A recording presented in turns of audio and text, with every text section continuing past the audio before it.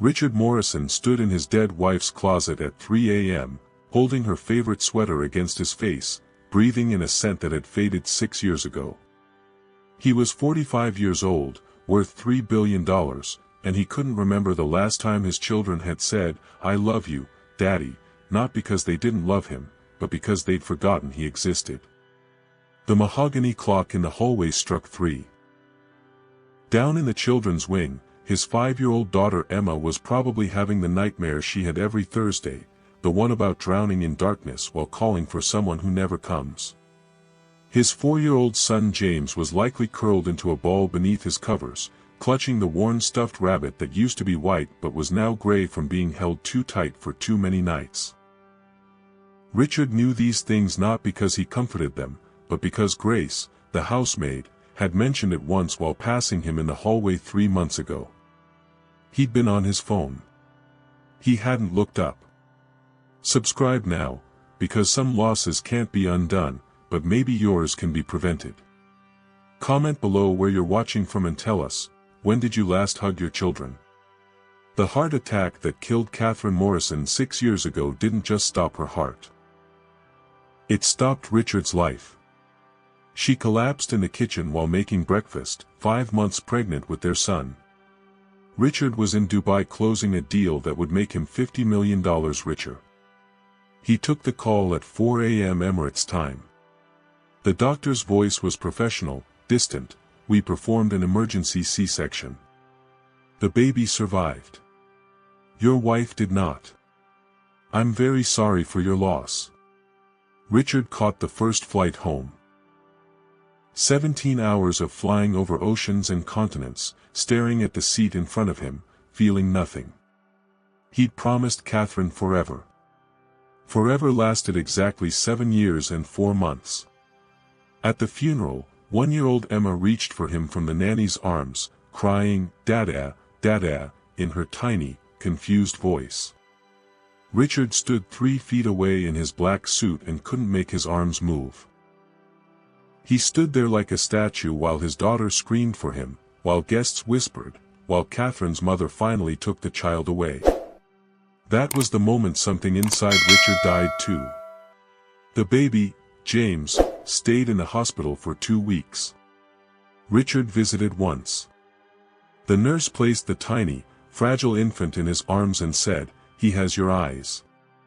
Richard looked down at his newborn son and thought, "You killed her. You and your sister. She died to give you life, and now she's gone."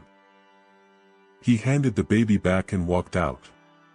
He never said those words aloud, but he didn't have to. Children feel rejection like animals smell fear, instinctive, cellular, undeniable. For 6 years, Richard Morrison became a ghost haunting his own mansion. He expanded his business empire across 4 continents. He worked 18-hour days. He attended charity galas and business dinners and appeared in Forbes magazine as one of America's most successful self-made billionaires. People called him a genius, a visionary, a titan of industry. His children called him Sir. They lived in the same house, a sprawling estate in Connecticut with 23 rooms, an indoor pool, a tennis court, and gardens that Catherine once tended with her own hands. Emma's bedroom was on the 2nd floor. James's room was next to hers. Richard's master suite was on the 4th floor, a separate world connected by marble staircases and hallways he rarely walked. Sometimes he saw them at breakfast. The nanny would bring them down at 7 a.m. sharp. They sat at the far end of the dining table in matching pajamas, eating oatmeal in silence. Emma always set her napkin perfectly in her lap, back straight, eyes on her bowl. James ate with the mechanical precision of a child who'd learned that making noise meant disappearing faster. Richard would glance up from his tablet, offer a brief nod, and return to his emails. Once, about 8 months ago, Emma had gathered her courage and asked, "Papa, can you come to my school play? I'm a flower." Richard looked at her for the first time in weeks. She had Catherine's eyes, the same warm brown that used to look at him like he hung the moon. Now those eyes looked at him like he was a stranger she was afraid to disappoint. "I have a board meeting in Singapore," he'd said. "Maybe next time." Emma's face didn't change. She'd already learned not to expect anything. "Yes, sir," she whispered, and went back to her oatmeal. There was no next time. Richard didn't even remember if there was a play. 3 months ago, everything shifted when Vanessa Whitmore entered his life like a perfectly timed business acquisition. They met at a charity gala. She was elegant, poised, 34 years old with platinum blonde hair and the kind of beauty that belonged on magazine covers. She worked in art curation for elite collectors, spoke 4 languages, knew which fork to use at state dinners. She also didn't ask Richard about his feelings or his dead wife or his children. She talked about vineyard investments and European markets and smiled at him like he was a whole person instead of a broken one. After 6 years of drowning, Vanessa felt like air. They were engaged within 2 months. The wedding was set for December 15th.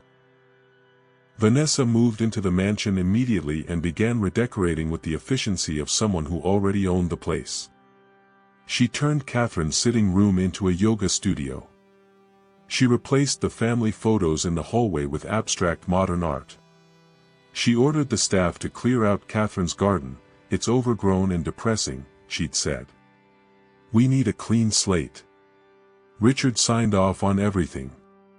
He barely noticed. What he didn't notice was how Vanessa looked at Emma and James when she thought no one was watching. Her smile, the one she used for Richard and guests and photographers, vanished the moment the children entered a room. Her eyes went cold, calculating, like she was assessing problems that needed solving. But Grace Williams noticed. Grace was 28 years old, an African-American woman with dark eyes that missed nothing and hands that had learned to be gentle through necessity. She'd worked in the Morrison household for 4 years, since Catherine hired her from a women's shelter where Grace had spent 3 months after losing everything. Catherine had found her folding linens in the shelter's donation room. "You have kind hands," Catherine had said. "Would you like a job? I need help with the house, and I'm about to have a baby. Fair warning. My husband works too much and I'm tired all the time, but the pay is good and you'd have your own room and I promise we're not awful people." Grace had said yes. 6 weeks later, Catherine collapsed in the kitchen. Grace was the one who called 911, who held Catherine's hand in the ambulance, who heard Catherine's last words before they put her under for the emergency surgery. "Promise me," Catherine had whispered, her voice barely audible. "Promise me you'll take care of my babies." He's going to forget. Richard's going to forget how to be their father. "Promise me you won't let them grow up thinking they're not loved." Grace promised. Catherine never woke up. For 6 years, Grace kept that promise in the only way she could. She rocked James when he had nightmares. She braided Emma's hair before school. She read them bedtime stories in Spanish, her native language, even though they didn't understand every word. She smuggled them extra cookies when they were sad. She sat outside their doors on the nights they cried themselves to sleep. She watched Richard Morrison become a ghost and his children become orphans with a living father. And she said nothing, because what could a housemaid say to a billionaire about the ruins of his family? But then Vanessa arrived, and Grace's protective instincts shifted from concern to alarm. She saw Vanessa yank Emma's arm hard enough to leave red marks when the little girl spilled juice on a white tablecloth. She heard Vanessa tell James he was stupid and clumsy when he dropped a plate. She watched Vanessa lock the children in their rooms for hours as punishment for normal childhood behavior. Most disturbing of all, Grace found boarding school brochures in Vanessa's office, elite institutions in Connecticut and Switzerland, with enrollment papers already filled out.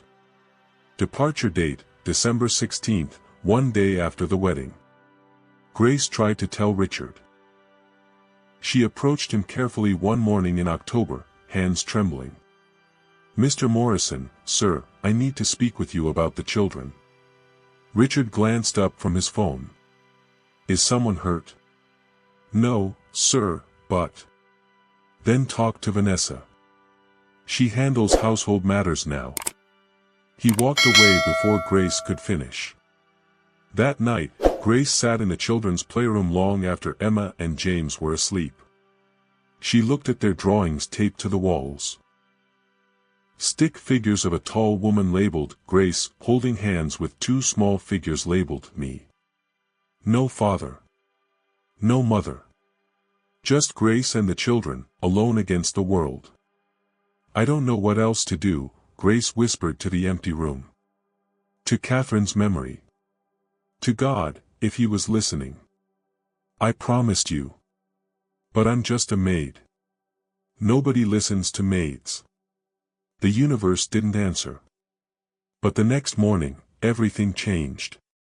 The head chef, a temperamental French man named Philippe who'd worked for the Morrisons for 8 years, quit without notice. He left a terse note on the kitchen counter: I will not work for that woman one more day. She accused me of theft. This is a lie, and I will not defend myself to someone with no honor. Vanessa had accused Philippe of stealing vintage wine from the cellar, a calculated move to replace him with someone more compliant. The accusation was false, but Philippe was proud. He left immediately. The kitchen sat empty. Vanessa posted a job listing for a live-in cook, minimum qualifications, low pay, immediate start required. Richard Morrison saw the listing on the household management portal at 2 a.m. when he couldn't sleep. He stared at it for 20 minutes, an idea forming in his mind, desperate, absurd, possibly insane. He hadn't been present in his children's lives for 6 years. He didn't know their favorite foods, their fears, their dreams. He didn't know what made them laugh or cry. He was a stranger living in the same house, and soon Vanessa would send them away forever and he would never get another chance. Unless he could see them. Really see them. Not as the billionaire father they feared, but as someone invisible, someone they wouldn't hide from. Richard opened a new browser window and began typing. 3 days later, a man named Richard Hayes, using his mother's maiden name, submitted an application for the cook position. He listed experience working in small restaurants, provided basic references from friends who owed him favors, and showed up for the interview in clothes from Target wearing a baseball cap pulled low. The household manager, a woman Richard had hired 2 years ago and who'd never actually met him in person, barely glanced at him. Can you start today? Yes, ma'am. Staff quarters are in the East Wing, 3rd floor. Breakfast is at 7 a.m. sharp. Don't bother the family. Don't gossip. Mrs. Whitmore has specific dietary requirements. You'll find the list in the kitchen. Any questions? Richard shook his head. Good. You'll report to Grace Williams for household protocols. She'll show you around. Richard moved into the staff quarters that afternoon, a small, clean room with a single bed, a dresser, and a window overlooking Catherine's abandoned garden. He unpacked one bag containing 3 changes of clothes, a photo of Catherine hidden in a book, and a small notebook. At 6 p.m., Grace knocked on his door to give him the tour. She studied him with those sharp, assessing eyes. You sure you want this job? It's not easy working here. I'm sure, Richard said quietly. Grace nodded slowly, like she was reading something in his face she couldn't quite name. All right then. Welcome to the Morrison house. Try not to expect too much kindness. This place stopped being a home a long time ago. She walked him through the kitchen, the pantry, the schedules. Richard memorized every word while his heart hammered in his chest. Somewhere above them, his children were eating dinner without him, same as always. But tomorrow morning, he'd cook their breakfast. He'd see their faces. He'd begin the impossible work of finding out who they'd become without him. That night, Richard lay in his staff quarters bed and stared at the ceiling, wondering if he'd made a terrible mistake. Then he heard it, a child crying somewhere in the house. Emma's voice, thin and frightened, "Grace. Grace, I had the dream again." Footsteps hurried down the hall. Grace's gentle voice, "I'm here, baby. I'm right here. Will you stay? Always." Richard closed his eyes, tears sliding silently down his temples. His daughter was terrified and calling for comfort, and she didn't call for him. She called for the maid who'd loved her when her father couldn't. Tomorrow. Tomorrow he'd start making it right. Before you go, subscribe and tell us in the comments, what would you sacrifice to save your family? And where are you watching from tonight? But at 3 a.m., Richard woke to the sound of screaming. He bolted upright, heart racing. A child's voice, high, panicked, full of terror. He threw open his door and ran down the staff hallway toward the sound, forgetting he was supposed to be invisible, forgetting everything except that his child was screaming. He reached the children's wing just as Grace burst from her room. They ran together toward Emma's door, and found it locked from the outside. "Emma!" Grace shouted, pounding on the wood. "Emma, baby, open the door." "I can't." Emma sobbed from inside. "It's locked. It's locked and it's dark and I can't get out." Grace yanked on the handle uselessly. Richard stood frozen for one horrible second. Then he saw her. Vanessa, standing at the end of the hallway in a silk robe, arms crossed, watching calmly. "She needs to learn," Vanessa said coolly. "She threw a tantrum at bedtime. Actions have consequences." Grace whirled on her, eyes blazing. "She's 5 years old. You locked a 5-year-old in her room in the dark." "I don't take parenting advice from the help," Vanessa interrupted. She looked at Richard, at the new cook she didn't recognize, with mild disdain. "And you? Back to the staff wing. This doesn't concern you." Inside the room, Emma screamed again. "Please. Please let me out. I'll be good. I promise I'll be good." Richard Morrison stared at his fiancée. At the woman he'd planned to marry in 6 weeks. At the woman who'd locked his terrified daughter in darkness and stood in the hallway like it was entertainment. Something inside him, something that had been frozen for 6 years, cracked open. "Give me the key," he said quietly. Vanessa's eyebrows lifted. "Excuse me?" "Give me the key." His voice was still quiet, but it carried the weight of a man who'd built empires and crushed competitors. "Right now." Vanessa's eyes narrowed. She looked at this man, this cook in staff quarters, like she was seeing him for the first time. Something in his face made her hesitate. Then her expression hardened. "You're fired," she said. "Pack your things and leave in the morning." Richard took a step forward. Grace grabbed his arm, whispering urgently, "Mister." She caught herself. "Don't. Please. If you get fired, there's no one else. Just give me 10 minutes, I'll find something to pick the lock."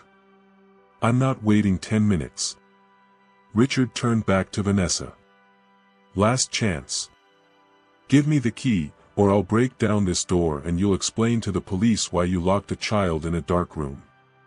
Vanessa's face twisted with rage. "You have no idea who you're threatening." "Actually," Richard said quietly, "I do." And in that moment, standing in the hallway in cheap clothes while his daughter screamed behind a locked door, Richard Morrison stopped being a ghost. He raised his foot and kicked the door with everything he had.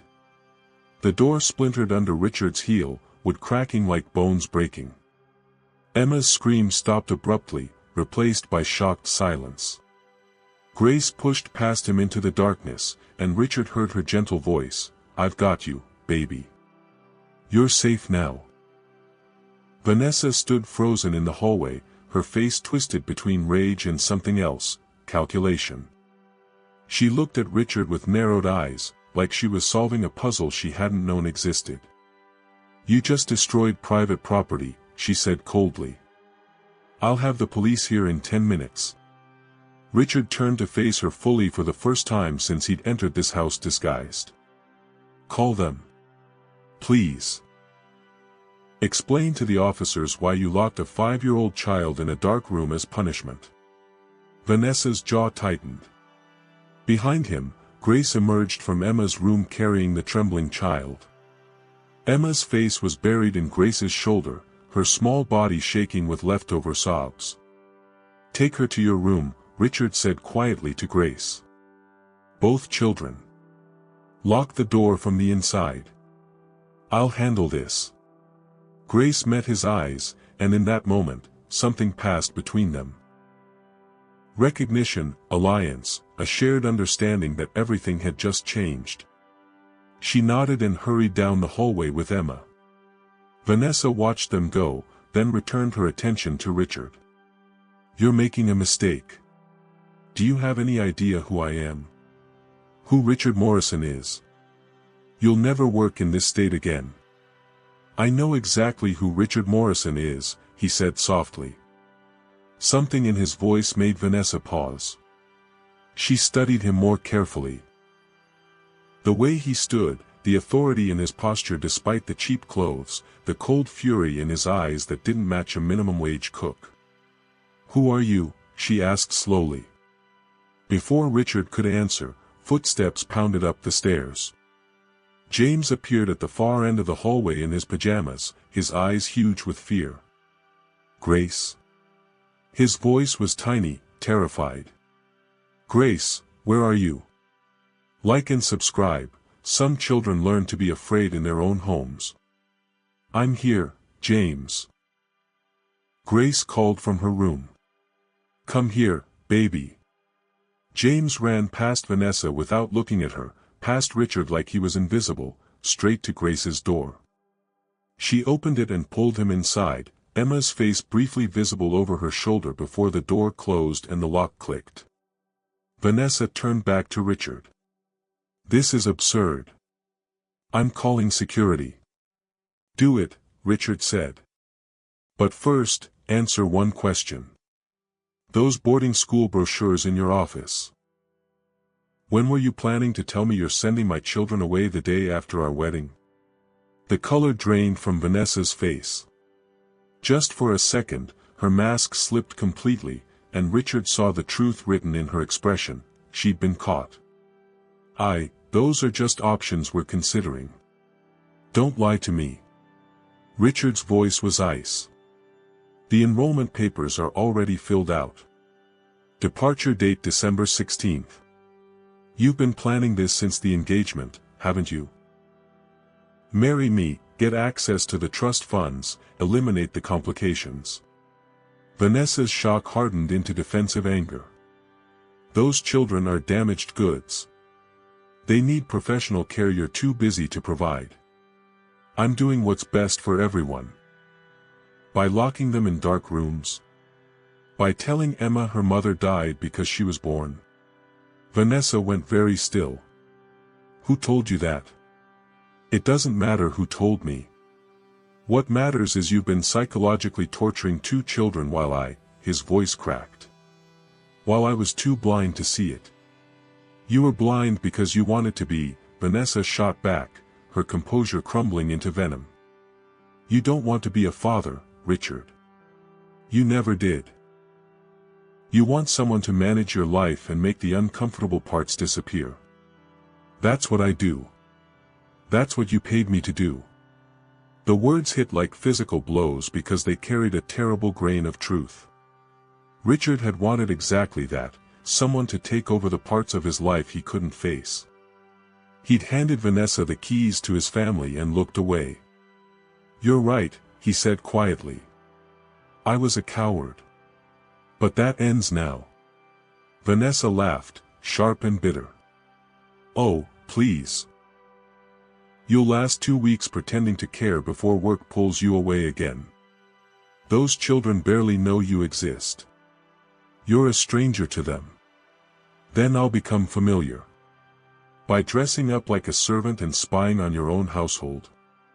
You're pathetic. Richard flinched but didn't retreat. Maybe I am. But at least I'm here. Which is more than I've been for 6 years. Vanessa shook her head slowly, and her expression shifted to something almost pitying. You think this is a movie? You think you kick down one door and suddenly you're Father of the Year? Those children are terrified of you. Emma called you, the angry man, to Grace tonight. She didn't even recognize you. The words carved into Richard's chest, but he forced himself to stand steady. Then I'll earn their trust. However long it takes. You don't have that kind of time, Vanessa said coldly. The wedding is in 6 weeks. I have legal standing as your fiancé. You signed documents giving me co-guardianship authority. By law, I can enroll them in school without your consent. Richard's blood went cold. That's not true. Check the papers your lawyer had you sign last month. The Household Management Agreement. Section 7, Paragraph 3. You gave me decision-making power over childcare arrangements. She smiled, a predator sensing victory. You signed away your rights because you couldn't be bothered to read the fine print. Subscribe now. The devil's always in the details you ignore. Richard's mind raced. Had he signed something like that? Last month he'd signed dozens of documents without reading them, contracts, agreements, authorizations. His lawyer had assured him they were standard. Even if that's true, he said slowly, it ends the moment I cancel the wedding. Vanessa's smile widened. Cancel the wedding and I'll sue you for breach of contract. Emotional damages. Public humiliation. I'll tie you up in court for years and make sure every tabloid in America knows Richard Morrison abandons everyone, his wife, his children, his fiancée. Your business reputation will be destroyed. I don't care about my reputation. Maybe not. But you care about those children in that room. And while you're fighting me in court, where will they be? With you, while photographers camp on your lawn and lawyers interrogate them? Or safely away at boarding school until the dust settles? She tilted her head. I'm offering you an out, Richard. Let me do what you hired me to do, make the difficult parts of your life disappear. Richard stared at this woman he'd almost married, this stranger he'd invited into his home, into his children's lives. How had he been so blind? Get out, he said quietly. Excuse me. Get out of my house. Now. Tonight. Take whatever you can carry and leave. Vanessa's eyes flashed. You can't throw me out. I live here. No, Richard said, his voice gaining strength. You're a guest who's overstayed her welcome. You have 1 hour to pack and leave, or I will call the police myself and show them the bruises on my daughter's arms. Vanessa's composure finally shattered completely. You have no proof of anything. It's your word against mine. It's Grace's word too. And the household cameras. Richard saw Vanessa's face pale. Yes, there are cameras. Security system Catherine insisted on before she died. They record everything in the common areas. Including hallways. He pulled out his phone, his real phone, the one Richard Morrison carried, and pulled up the security app. Should we review tonight's footage together? Vanessa stared at the phone, then at Richard's face. Her expression cycled through shock, rage, fear, and finally cold calculation. Who are you really? She whispered. Richard stepped closer, letting her see him clearly for the first time. I'm the fool who almost let you destroy my family. But that fool is done pretending. Recognition dawned in Vanessa's eyes like ice cracking.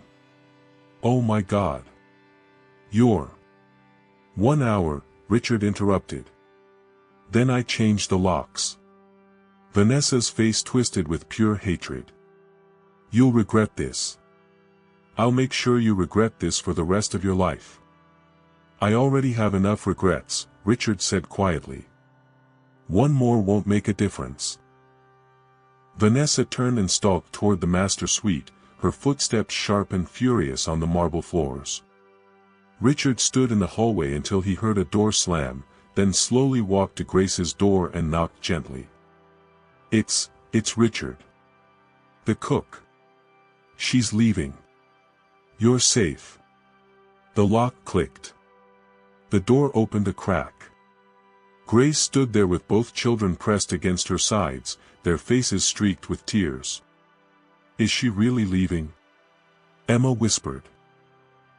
Richard knelt down so he was at their eye level, 3 feet away, close enough to see them, far enough not to crowd them. Yes. She's leaving tonight. And she's never coming back. I promise. Like and subscribe, before it's too late to protect what matters. James peeked out from behind Grace. Are you leaving too? The question destroyed Richard. No, he managed. I'm staying. If that's okay with you. The children looked at each other, that silent twin language passing between them. Emma turned to Grace. Is he nice? The cook. Grace's eyes filled with tears. She looked at Richard, really looked at him, and he saw her decision form. Yes, baby, Grace said softly. He's nice. And I think he's going to take care of you now. But you'll stay too. Emma's voice rose in panic. You can't leave, Grace. You promised Mama. I'm not going anywhere, Grace assured her, pulling both children close. I promised your mama I'd keep you safe until your daddy came home. And I think, her voice caught. She met Richard's eyes over the children's heads. I think he's finally here. Morning light crept through Grace's window at 6 a.m., finding Richard still awake in the hallway outside her door. He'd spent the night there, back against the wall, knees drawn up, listening to the soft breathing of his children through the wood. Vanessa had left at 4 a.m., her car peeling down the driveway with the fury of someone who'd miscalculated badly. The house felt different in her absence. Lighter, somehow. Like pressure lifting. Grace's door opened quietly. She stepped into the hallway carrying 2 glasses of water, clearly expecting to find him there. She handed him one without speaking and sat down beside him on the floor. They're still asleep, she whispered. First time Emma hasn't had nightmares in months. Richard's throat tightened. Grace, I need to know everything. Every bruise, every cruel word, every moment I missed. Tell me what I did to them by not being here. Grace studied him in the dawn light, this billionaire sitting on the floor in borrowed clothes, broken open by his own absence. You sure you want that? Some things, once you know them, you can't unknow. I'm sure. So Grace told him. She spoke quietly, factually, holding nothing back. How Vanessa would withhold meals as punishment. How she'd tell Emma that Catherine had begged the doctors not to save the babies, to let them die so she could live. How she'd locked James in closets when he cried for his mother. How the children had learned to be invisible, to take up no space, to need nothing. Richard listened until he couldn't breathe properly, until his hands shook so badly he had to set down the water glass before it shattered. Why didn't you report her? He finally asked. Call child services, the police, someone. Grace's eyes filled with pain. I tried once. Called the hotline anonymously. They sent a social worker to the house. Vanessa was warned ahead of time. She has connections, friends in the system. The day the social worker came, she baked cookies with the children. Played the perfect stepmother. The worker interviewed Emma and James separately, but they'd been coached. They were too scared to tell the truth. She paused. After the social worker left, Vanessa locked me in the storage basement for 6 hours. Told me if I ever tried again, she'd make sure I never saw the children again. And I believed her. Richard closed his eyes. I'm so sorry. For everything she did, and everything I didn't do to stop it. You didn't know. I should have known. I'm their father. Grace was quiet for a long moment. Then. Catherine used to say you were the best man she ever knew, but you loved so hard it destroyed you when you lost her. She told me the night before she died that if anything happened, you'd try to run from the pain. And the only way you'd find your way back would be through those children, if someone could keep them safe long enough for you to remember you still had a family. Like and subscribe. Love is worth fighting your way back to. Richard's voice cracked. She knew me better than I knew myself. That's what love is, Grace said simply. Inside the room, a small voice called out, Grace. Are you there? Grace stood and opened the door. Emma sat up in the makeshift bed on the floor, her hair tangled, eyes puffy from crying. James was curled beside her, still asleep. I'm here, baby, Grace said. And so is, she glanced at Richard, a question in her eyes. Richard stood slowly. He looked at his daughter. This 5-year-old stranger who had his wife's eyes and his own stubborn chin, and made a decision that terrified him. Emma, he said gently. There's something I need to tell you. About who I really am. Emma looked at him with a child's wariness of adults who say serious things. Are you leaving? The question was a knife. No. I'm staying. But I haven't been honest with you. My real name isn't Richard Hayes. It's Richard Morrison. I'm your papa. Emma stared at him. Several seconds passed. Then, the cook is papa? Yes. Why were you pretending? Richard knelt down so their eyes were level. Because I was lost. For a very long time, I forgot how to be your papa. I forgot how to see you, how to be here for you. And I was so scared that if I came back, you wouldn't know me anymore. His voice broke. I was right, you didn't know me. But I deserved that. I've been gone when I should have been here. Emma processed this with the strange logic of children. Did Mama know you were lost? Yes. I think she did. Is that why she sent Grace? To keep us safe until you came back? Richard glanced at Grace, who nodded. Yes, he said. That's exactly why. Emma climbed out of bed and stood in front of him, so small she barely reached his chest even with him kneeling. She reached out one tiny hand and touched his face, the way she had through the door last night. You're really staying, she whispered. I'm really staying. Forever. I promise. Emma studied him with ancient eyes, too old for a 5-year-old, made old by loss and fear. Then she asked the question that would haunt Richard for the rest of his life, are you going to love us now? He couldn't speak. Couldn't breathe. Could only nod as tears streamed down his face. Emma's expression didn't change. Okay. But you have to prove it. Grace says people prove love by staying when it's hard. I will, Richard managed. Every single day. Behind Emma, James stirred awake. He sat up, confused to see the cook crying on the floor while his sister stood over him. What's happening? The cook is Papa, Emma said matter-of-factly. He was pretending so he could learn about us. But now he's going to stay forever and love us. James looked between Emma and Richard with a 4-year-old's perfect skepticism. For real? For real, Richard said. James considered this. Then, can you still make pancakes? The question was so innocent, so completely childlike, that Richard laughed through his tears. Yes. I can make pancakes. Then okay, James said. He climbed out of bed and stood beside Emma, the two of them united in their judgment of this stranger who claimed to be their father. Subscribe now, second chances only matter if you take them. Grace cleared her throat gently. Maybe you three should spend some time together today. Really together. Not as cook and children, as a family. Richard looked at her gratefully. Where?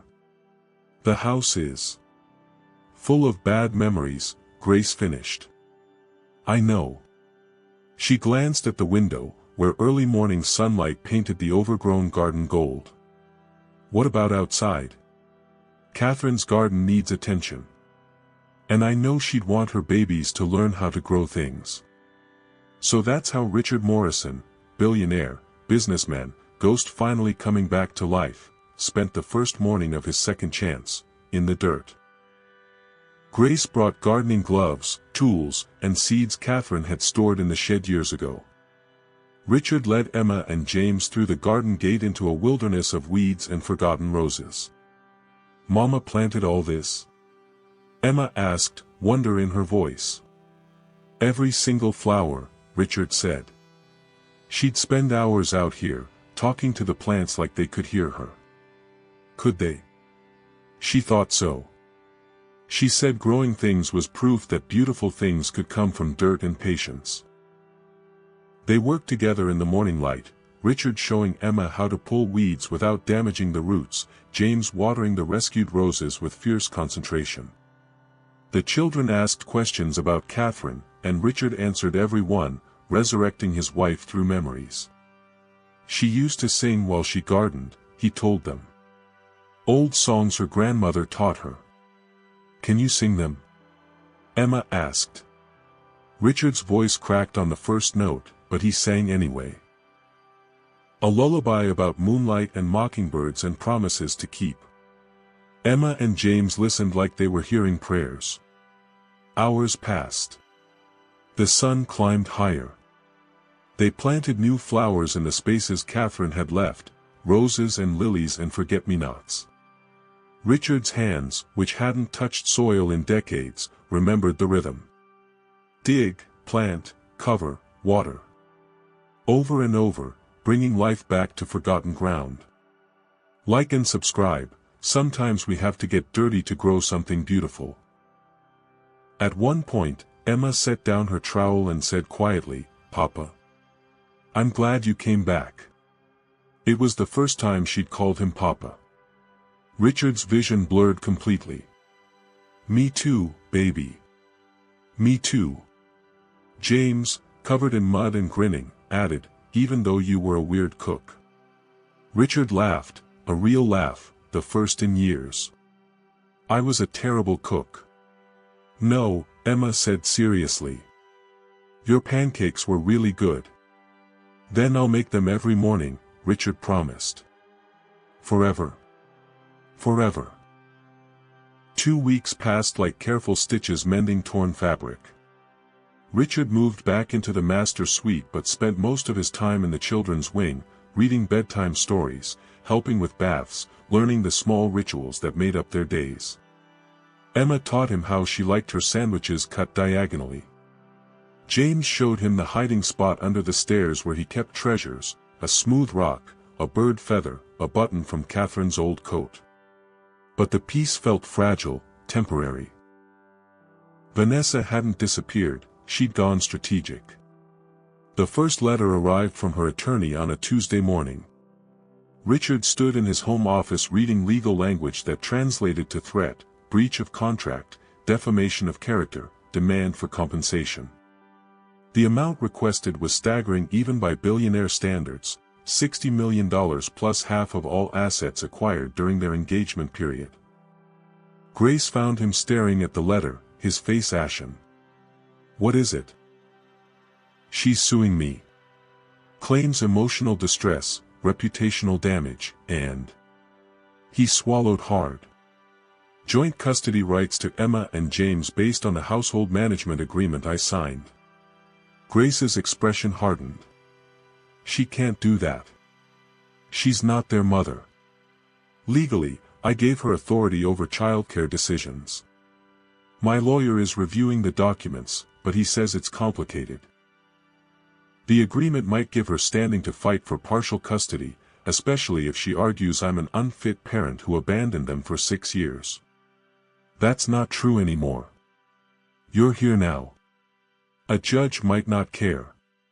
2 weeks doesn't erase 6 years of absence. Richard set down the letter with shaking hands. She's going to use my own guilt against me. And the worst part is, she's right. I did abandon them. Grace stepped closer, her voice fierce. Listen to me. You were lost. People get lost. What matters is you found your way back. Those children downstairs are healing because of you. Don't let her take that away.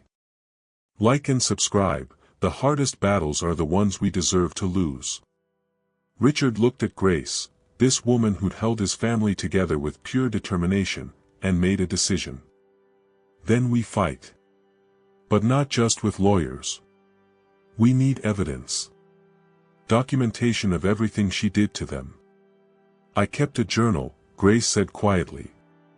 For years of notes. Dates, incidents, everything I witnessed. That's a start. But we need more. Medical records showing the bruises. Testimony from anyone else who saw how she treated them. Security footage. He paused. Grace, I need you to help me build a case so airtight that no judge in the country would give her access to those children. Grace nodded slowly. What about Emma and James? This is going to get ugly. We keep them out of it as much as possible. They've been through enough. But children have a way of knowing when adults are keeping secrets. That night at dinner, Emma pushed her food around her plate, barely eating. James was quieter than usual, his eyes darting between Richard and Grace with worry. Papa? Emma's voice was small. Is Miss Vanessa coming back? Richard's chest tightened. They'd been careful not to mention Vanessa's name around the children, but somehow Emma knew. Why do you ask, sweetheart? I heard you talking to Grace. About lawyers and judges. Emma's eyes filled with tears. She's going to take us away, isn't she? She told me she would. She said one day you'd get tired of us and send us to a school far away where we'd never see you again. Richard pushed back from the table and knelt beside Emma's chair, taking her small hands in his. Listen to me. That is never going to happen. I will never send you away. I will never get tired of you. You are my daughter, and James is my son, and nothing in this world is more important to me than keeping you safe. But what if the judge says you have to? James asked, his voice trembling. Grace says judges are like bosses for grown-ups. Even if a judge said that, which won't happen, I would fight it. I would fight every day for the rest of my life to keep you with me. Richard looked between his children, willing them to believe him. You are not going anywhere. I promise you. Emma studied his face the way she always did, looking for lies in the spaces between words. Finally, she whispered, okay. I believe you. But Richard saw the fear still living in her eyes. Vanessa had planted seeds of abandonment so deep that 2 weeks of presence couldn't uproot them. Trust, he was learning, grew slower than weeds. The next morning, Richard met with his lawyer, a sharp woman named Patricia Chen who'd been handling his business contracts for a decade. She spread documents across the conference table in his home office while Grace sat beside Richard, her journal open. Subscribe now. Documentation saves lives when memory isn't enough. The household management agreement is problematic, Patricia said bluntly. You essentially gave Vanessa Whitmore legal authority to make educational and medical decisions for the children. That creates standing for her custody claim. Can we argue it was signed under false pretenses? Richard asked. Possibly. But it's stronger if we can prove she was an unfit caregiver. That's where Grace's journal becomes crucial. Patricia turned to Grace. Walk me through your documentation. Grace opened her journal to the first marked page. October 12, 4 months ago. Vanessa locked Emma in her bedroom for 3 hours after Emma spilled water on Vanessa's dress. Emma was crying so hard she made herself sick. I documented the time, took photos of the lock mechanism Vanessa had installed on the outside of the door. Patricia made notes. Good. What else? November 3rd, Vanessa withheld dinner from both children as punishment for being too loud during her book club meeting. They were playing in the playroom, normal volume for children. I documented it and fed them secretly later that night. November 18th. Vanessa told Emma that Catherine had begged doctors to get rid of the pregnancy because she didn't want children. I overheard it directly. Emma cried for hours. The list went on. Page after page of cruelty, manipulation, psychological abuse. Richard listened with growing horror, his hands clenched into fists on the table. Patricia reviewed the journal carefully. This is excellent documentation. But we need corroboration. Were there other staff members who witnessed these incidents? Grace hesitated. Some. But most were too afraid to speak up. Vanessa fired anyone who questioned her. We'll track them down anyway. Even if they're afraid now, a subpoena can compel testimony. Patricia turned to Richard. What about security footage? You mentioned cameras. Catherine insisted on them after a break-in attempt 8 years ago. They cover all common areas, hallways, exterior grounds. I have access to the full archive. Then we need to review every recording from the past 6 months. Look for any incidents Grace documented that might have been caught on camera. The work began immediately. Richard and Grace spent the next 3 days reviewing security footage hour by hour, marking timestamps whenever Vanessa appeared with the children. What they found was worse than Richard had imagined. There was Vanessa yanking Emma's arm hard enough to lift her off the ground. Vanessa backing James into a corner, leaning down to speak with such venom that the child visibly shrank. Vanessa locking the children in their rooms from the outside, then returning hours later with false sweetness as if nothing had happened. Each clip was a knife in Richard's chest. These things had happened under his roof, in his house, while he worked in his office 3 floors away, oblivious. Like and subscribe. Evil thrives best in the spaces we refuse to look. On the 4th day, they found something that changed everything. The footage was dated November 28, just 2 weeks before Richard had disguised himself as a cook. The timestamp read 11:47 p.m., late enough that Richard would have been asleep or working. Grace appeared on screen walking toward the children's wing, carrying a glass of water. Then Vanessa appeared from the opposite direction. The 2 women met in the hallway. Richard turned up the volume. The security system had audio in limited areas, this hallway was one of them. Vanessa's voice came through clearly, still playing devoted nanny. Grace's response was calm but firm, I'm checking on Emma. She had a nightmare. She always has nightmares. She's weak, like her mother. Don't talk about Mrs. Morrison that way. Vanessa laughed, cold, cruel. Catherine Morrison was a fool who died giving birth to 2 parasites. At least she had the decency to remove herself from the equation. Unfortunately, she left me with this mess to clean up. Grace's voice shook with barely controlled rage. Those children are not a mess. They're orphans with a useless father, Vanessa interrupted. Which is why I'm going to send them away. Richard signed the papers already, though he doesn't know it yet. December 16th, they board a plane to Switzerland. After that, they're someone else's problem, and I finally have what I came here for. The footage showed Grace's face draining of color. You can't do that. I already did. The enrollment papers are filed, the money's been transferred, and dear Richard signed away his parental rights without even reading the document. He trusts me completely. It's pathetic, really. Vanessa stepped closer, her voice dropping to a threatening whisper.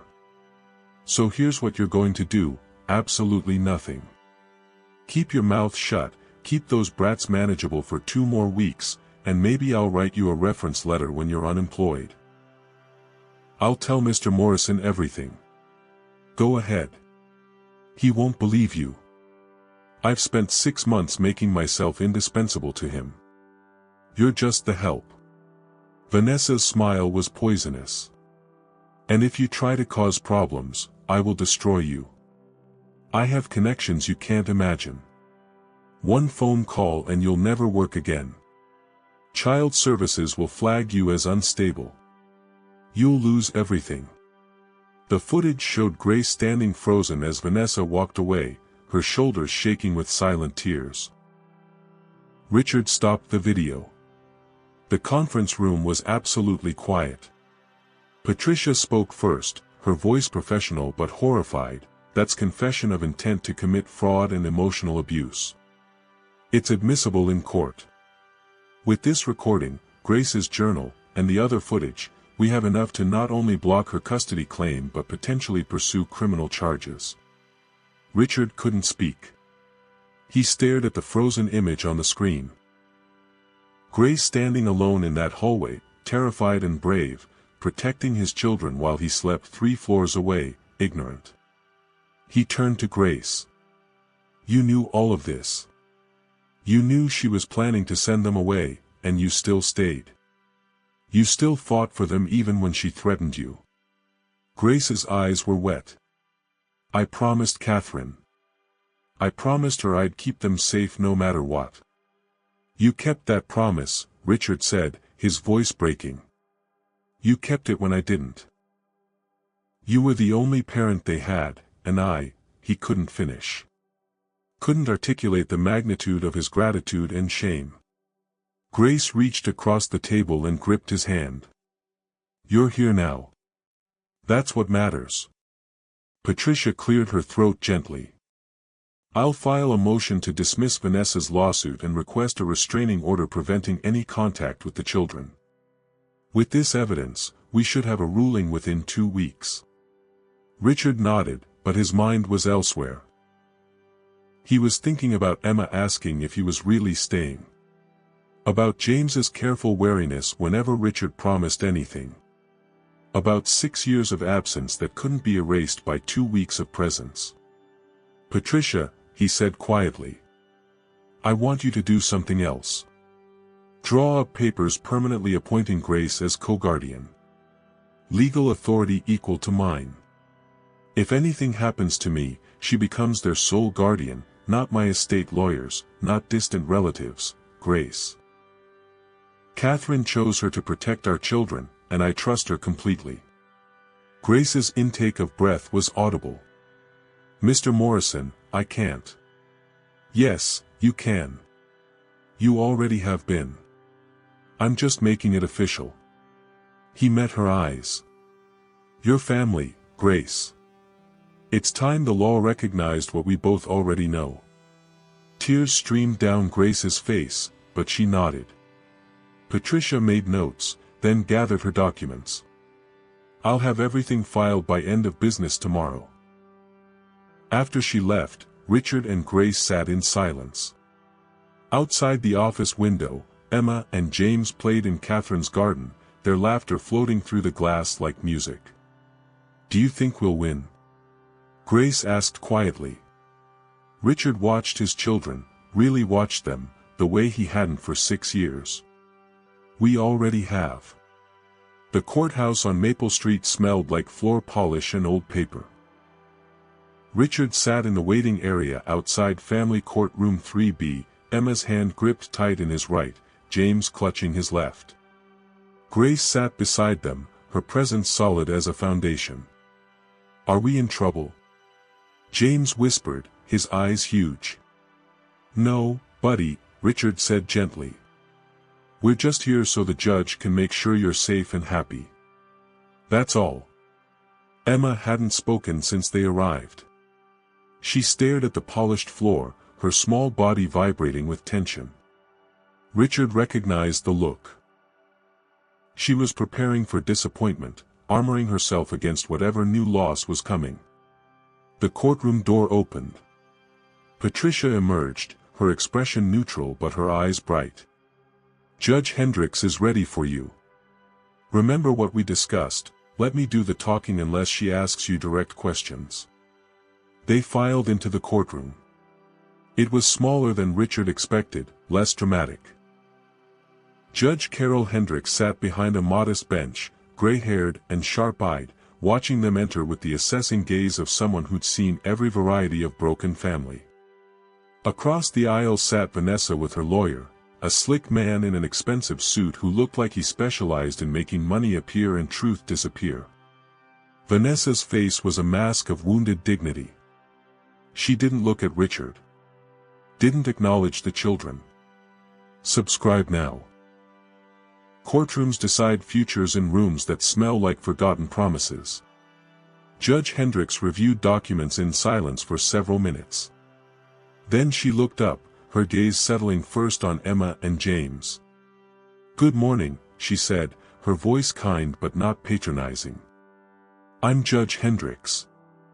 I understand this might feel scary, but I want you to know that my only job today is to make sure you're taken care of. Can you tell me your names?" Emma glanced at Richard for permission. He nodded encouragingly. "I'm Emma," she said quietly. "I'm 5. I'm James. I'm 4. Thank you both." Judge Hendricks turned to Patricia. "Counselor, we're here on an emergency motion for custody determination and restraining order. Please present your case." Patricia stood, composed and precise. "Your Honor, we're requesting a permanent restraining order preventing Vanessa Whitmore from any contact with Emma and James Morrison. We're also asking the court to dismiss Ms. Whitmore's custody claim as baseless and predatory." Vanessa's lawyer shot to his feet. "Your Honor, this is character assassination. My client was engaged to Mr. Morrison, lived in his household for 6 months, and developed a meaningful relationship with these children. She has legal standing based on the household management agreement Mr. Morrison voluntarily signed." "Which was obtained through deception," Patricia interrupted smoothly. "Mr.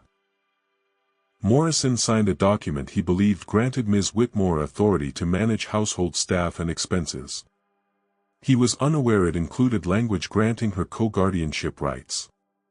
This constitutes fraud." Judge Hendricks held up a hand. "Let's slow down. Ms. Chen, what evidence do you have to support your claims?" Patricia approached the bench with a tablet and a thick folder. "Your Honor, we have extensive documentation. First, a personal journal maintained by Grace Williams, the household manager, documenting 4 years of observations including 6 months of Ms. Whitmore's treatment of the children. Second, security camera footage showing multiple instances of verbal and emotional abuse. Third, a recorded conversation in which Ms. Whitmore admits to planning to send the children to boarding school without Mr. Morrison's knowledge. I've provided transcripts of all recordings." Judge Hendricks reviewed the materials. The courtroom was silent except for the rustle of papers. Richard felt Emma trembling beside him. He squeezed her hand gently, trying to transmit safety through his palm. Finally, the judge looked up. "These are serious allegations. Ms. Whitmore, do you wish to respond?" Vanessa stood, her voice quivering with practiced emotion. Your Honor, I loved those children. I tried to provide structure and discipline in a household where their father was absent. Mr. Morrison was never present, he worked constantly, barely knew his own children. I stepped in to fill that void. Yes, I used firm parenting methods, but nothing abusive. The journal and recordings are taken out of context by a staff member who resented my authority. Your Honor, Patricia interjected, we have footage showing Ms. Whitmore physically restraining Emma hard enough to leave bruises. We have recordings of her telling Emma that her mother died because she was born. These aren't parenting methods, they're psychological torture. Like and subscribe, truth either speaks or screams depending on who's listening. Judge Hendricks was quiet for a long moment. Then she turned to Grace. Ms. Williams, you're the household manager who kept this journal. Grace stood. Yes, Your Honor. And you witnessed the incidents described? Yes, Your Honor. Every single one. I documented them because I was afraid for the children, but I didn't know how to stop it. MS. Whitmore threatened my job, my reputation, everything. But I promised Mrs. Morrison, Catherine Morrison, the children's mother, before she died that I'd protect her babies. So I kept records, hoping someone would eventually listen. The judge's expression softened slightly. That must have been difficult. The difficult part was watching those children suffer and feeling powerless to stop it. Grace's voice cracked. They're good children. They deserved better. They deserved their father. Judge Hendricks turned to Richard. Mr. Morrison, where were you during these incidents? Richard stood, his legs unsteady. I was upstairs, Your Honor. Working. Hiding. Running from the grief of losing my wife by pretending I didn't have children who needed me. His voice was raw, stripped of any pretense. For 6 years, I abandoned my son and daughter emotionally. I was physically present but absent in every way that mattered. I hired Vanessa Whitmore to manage my life because I couldn't face it myself. I signed documents without reading them. I ignored warning signs. Everything that happened to Emma and James happened because I failed them as their father. The courtroom was utterly silent. Emma's grip on his hand tightened. But 3 weeks ago, Richard continued, I woke up. Grace made me see what I'd been hiding from. I disguised myself as household staff so I could see my children through eyes that weren't clouded by guilt and fear. And what I saw destroyed me, but it also saved me. I saw 2 incredible children who'd been hurt by the one person who should have protected them, me. He knelt down, bringing himself to Emma and James's level. His voice dropped to barely a whisper, but in the silent courtroom, everyone heard. I can't undo 6 years of absence. I can't erase the damage I caused by not being there. But I can promise that for the rest of my life, every single day, I will show up. I will be present. I will choose them over work, over money, over comfort, over everything. Because they are my children, and I love them more than I knew it was possible to love anything. Emma's eyes filled with tears. James's lower lip trembled. Judge Hendricks watched this with an expression that had seen too many broken families to be easily moved, yet something in her face softened. She looked at the children. Emma, James, I'd like to ask you some questions. Is that okay? Both children nodded. Do you feel safe with your father? Emma glanced at Richard, then back at the judge. Now I do. He makes us pancakes. And he reads stories. And he doesn't get mad when we're loud. What about Ms. Whitmore? Do you feel safe with her? Emma's face crumpled. No. She's mean. She locked me in my room in the dark and said Mama died because of me. She told me I was stupid, James added quietly. Lots of times. Judge Hendricks made notes.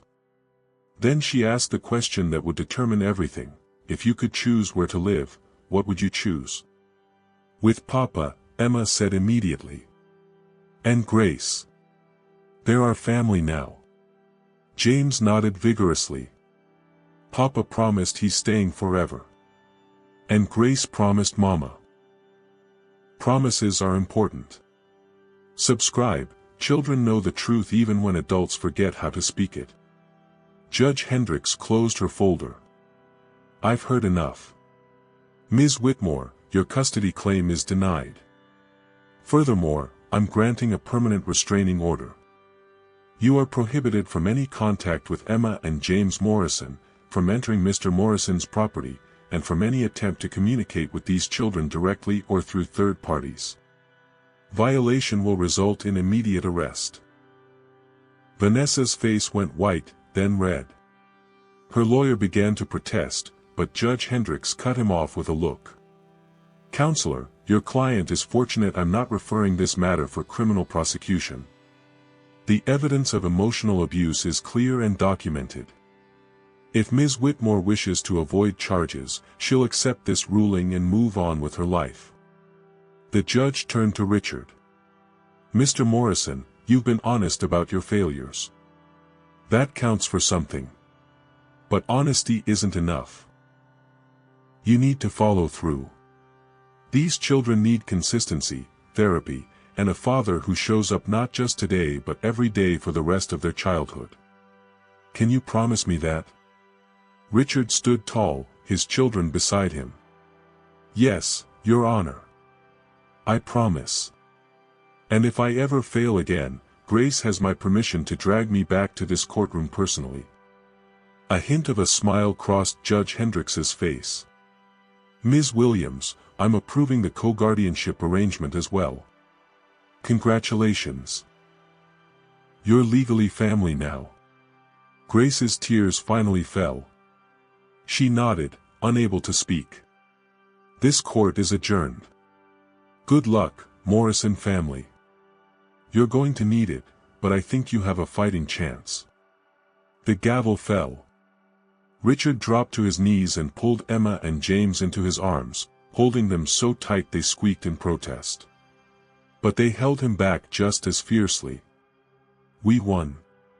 Emma whispered against his shoulder. We won, baby. We won. Outside the courthouse, autumn's sun broke through clouds. Richard held both children's hands while Grace walked beside them. Vanessa and her lawyer disappeared into separate cars without looking back. Emma tugged Richard's hand. Papa? Can we go home now? Richard looked down at his daughter, not a stranger, not a ghost of guilt, but a real 5-year-old girl who needed him. Yeah, sweetheart, he said, his voice thick with emotion. Let's go home. 6 months later, Richard stood at the kitchen counter at 6:45 a.m. making pancakes shaped like dinosaurs while Emma set the table and James poured orange juice with the intense concentration of someone handling liquid gold. Papa, you're burning the stegosaurus, Emma said without looking up from arranging napkins. Richard flipped the pancake just in time. Good catch. What would I do without you? Probably starve, Grace said, entering the kitchen in her robe, her hair wrapped in a silk scarf. She'd moved into Catherine's old sitting room last month, not the yoga studio Vanessa had created, but the warm space Richard had restored with Catherine's favorite chair, her books, her photographs. Grace belonged there now, woven into the fabric of their family. Coffee's ready, Richard said, sliding a mug across the counter. Bless you. Grace took it gratefully and settled at the table beside James. Big day today. You two ready for your first therapy session? The children exchanged glances. That silent twin language Richard had learned meant they were uncertain but willing to try. Dr. Martinez seems nice, Emma said carefully. And she has toys in her office. She said we don't have to talk about sad things if we don't want to, James added. We can just play. Richard brought pancakes to the table, sliding into his chair, the same one he'd avoided for 6 years, now his permanent seat at breakfast, lunch, and dinner. "Whatever you're comfortable with, buddy. Dr. Martinez is there to help, not to force anything. Like and subscribe. Healing isn't a race, it's a journey measured in pancakes and patience." They ate together as morning light painted the kitchen gold. Emma told a rambling story about her friend at school. James demonstrated his new skill of balancing a spoon on his nose. Grace laughed at Richard's terrible joke about dinosaurs and breakfast food. It was ordinary, mundane, and more valuable than every dollar in Richard's accounts. After breakfast, Richard walked the children to school, something he did every morning now, rain or shine.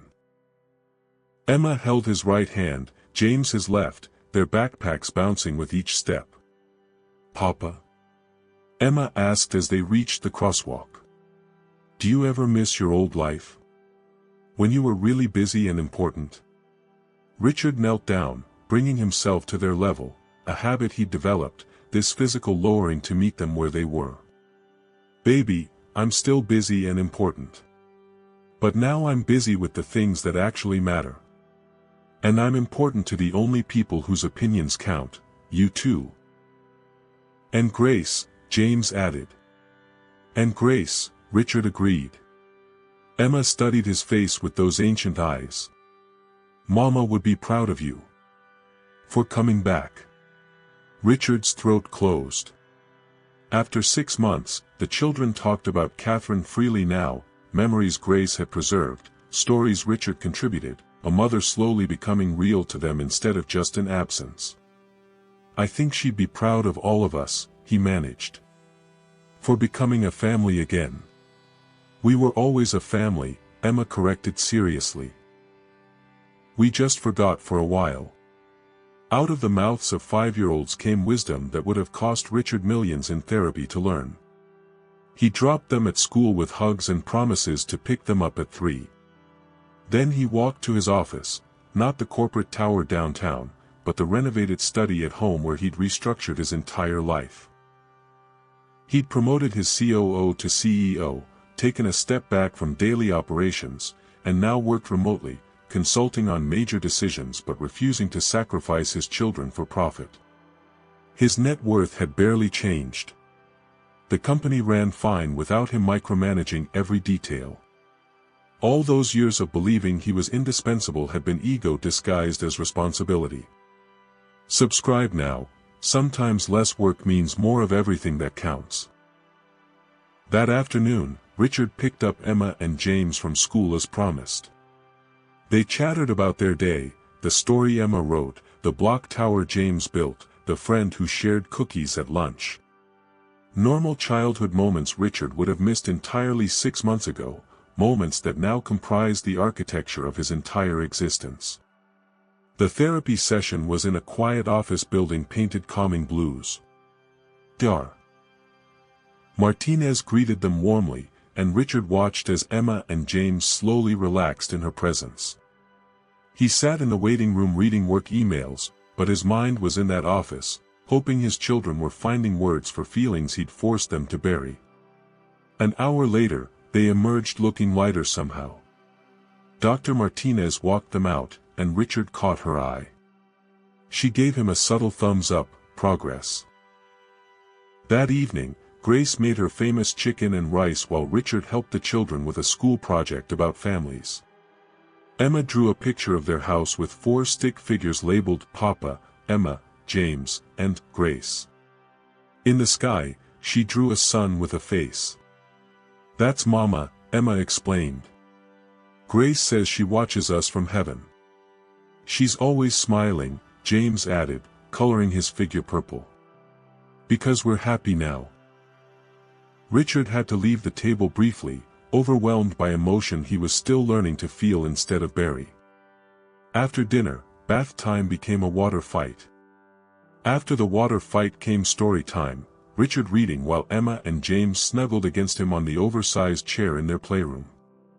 After stories came the tucking in ritual, goodnight kisses, whispered, "I love yous," promises that he'd be there when they woke up. "Papa?" Emma asked as Richard turned off her bedside lamp. "Do you think Mama knows you came back?" Richard sat on the edge of her bed. "Yeah, sweetheart. I think she knows." "Good. Because Grace said Mama never stopped believing in you. Even when you stopped believing in yourself." Like and subscribe. Faith is what others hold for us when we can't hold it ourselves. Richard found Grace in Catherine's garden, their garden now, tending roses in the twilight. He sat beside her on the bench they'd installed last month, watching fireflies blink in the gathering dark. "Thank you," he said quietly. Grace didn't ask what for. She knew. For keeping her promise to Catherine. For protecting Emma and James. For not giving up on a broken man who'd forgotten how to be a father. For staying when she could have left a dozen times. For being the bridge between his past and his future. "You did the hard part," Grace said. "You came back. Only because you kept the door open." They sat in comfortable silence, two people who'd formed a family from broken pieces. Above them, stars emerged one by one, the same stars that had shone when Catherine planted these roses, when Emma and James were born, when Richard had lost himself in grief.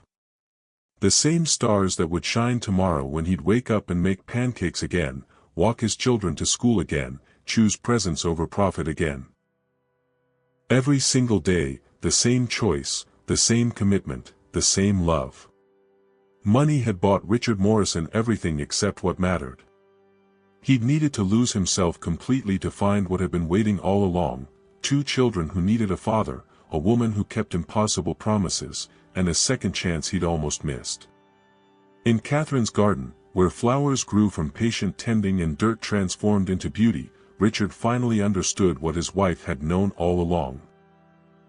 That wealth wasn't measured in billions but in moments. In pancakes shaped like dinosaurs. In hands held crossing streets. In goodnight kisses and garden benches and the radical act of showing up. He'd been a billionaire when the story started. He ended it something infinitely richer, a father who came home. And some endings, Richard discovered, were actually beginnings in disguise.